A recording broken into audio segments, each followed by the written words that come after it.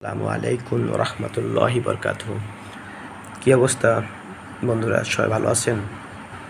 আলহামদুলিল্লাহ, আমিও ভালো আছি আমার পরিবার নিয়ে। অনেক বেজে গেছে, একটা নামাজ কালাম পড়তেছি, কারণ বয়স হয়ে গেছে তো অনেক কিছু চিন্তা ভাবনা করতেছি, চেষ্টা করতেছি আল্লাহর কাছে ক্ষমা চাওয়ার জন্য। কে জানে কোন সময় আল্লাহ তাআলা ক্ষমা করে দেয়। তো একটা দাবি নিয়ে আসছি আপনাদের কাছে। দাবিটা বেশি মানে কঠিন না, সহজ একটা দাবি। আর সেটা হইতেছে, আমরা ছোটোখাটো যে উপকারগুলো করি, মানুষ বলে আমাদের থ্যাংক ইউ, বা আমরাও থ্যাংক ইউ বলি। তো এই থ্যাংক ইউ ডিলিট করতে হবে। এই থ্যাংক ইউটা ডিলিট করে আমরা একটা দাবি সিস্টেম করে রাখি, যা আমি যাকে উপকার করব সে আমাকে থ্যাংক ইউ না বলে তাকে আমি বলবো, আপনার কাছে দাবি থাকলো যে আমরা আপনাকে সাহায্য করছি, আপনি আরও 3 জন মানুষকে সাহায্য করবেন, এবং 3 জন মানুষকে বলবেন আরও 3 জন মানুষকে সাহায্য করার জন্য।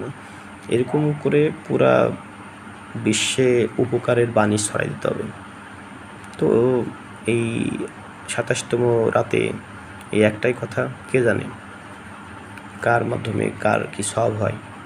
যদি আমার কথাগুলো আপনাদের হাসি ঠাট্টা মনে হয় তো তাও তো হাসি দিতে পারলাম, আর যদি মনে হয় যে না একটু সিরিয়াস, তাহলে অবশ্যই উপকারের বিনিময়ে নো থ্যাংক ইউ সরাসরি বলতে হবে আরও 3 জন মানুষকে উপকার করার জন্য।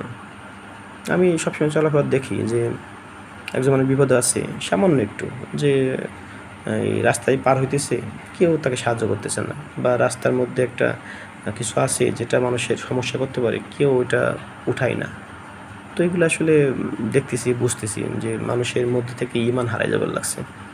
তো দেখি না আমরা যারা আছি ইয়াং জেনারেশন, তারা কি কিছু করতে পারি কি না।